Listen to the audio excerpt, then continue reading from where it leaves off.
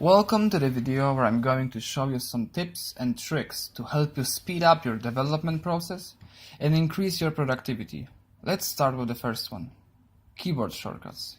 They will specifically help you with navigating between different classes and files, settings, and will make your code much easier and pleasant to work with. Ctrl-Shift-A. This is probably the most important and useful one. You can use this to find any action or setting you want, and it will also tell you the keyboard shortcut for that.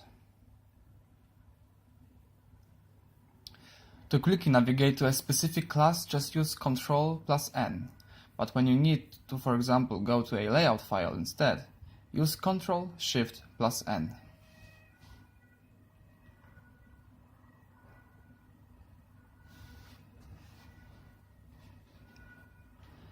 Imagine having this variable in multiple places, and now you want to rename this. Doing this manually will be really time consuming, so instead, use Shift plus F6 to quickly and easily refactor this variable. You can use Ctrl, Shift, and up or down arrow combination to shift lines up or down. You can also use Alt and up-down arrow to navigate between methods and classes in your file. If you implement an interface in your class, you have to implement its methods. The easiest way to do this is to press Alt, Insert, and choose Implement. You can also use a direct keyboard shortcut, Ctrl-I. In the same way you can override methods. Switching between tabs can be really fast when using Alt plus right or left arrow to navigate between them. If you want to make your code more readable and better formatted, use Ctrl-Shift-L to reformat your code. Another very useful feature is a key promoter plugin. Go to Plugin Settings, type Key Promoter in the search bar, install this, and restart your Android Studio. From now on, every time you will manually select an option that could be made with a keyboard shortcut, the box will pop up telling you how many times you click on this option and a shortcut you can use instead. You will eventually start using them because, trust me, after some time this box can be really annoying. If you work simultaneously on two files, just right-click on the specific tab and select option Split vertically or horizontally. When you have multiple windows open at the same time, it's really hard to focus only on your code. To hide all of them at once, just press Ctrl, Shift plus F12. Colors on the Android Lockcut are boring and almost the same, and usually it's not easy to find the information you're looking for. So let's change that.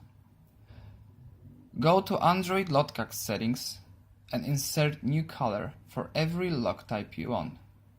We can use Ctrl-Shift-A option as we learned in the beginning of this video.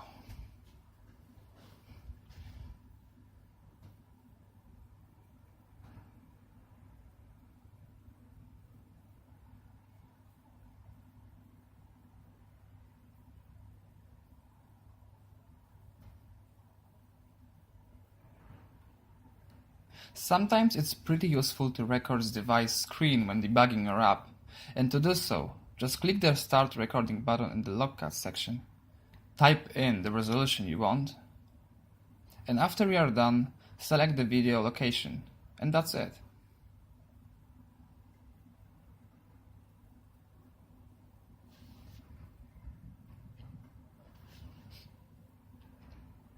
When you want to focus entirely on your code, you can enter a full screen mode and distraction-free mode.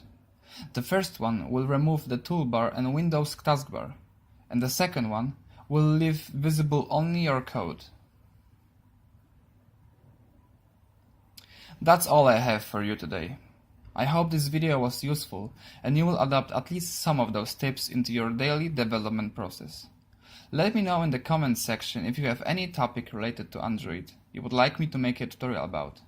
Thanks for watching.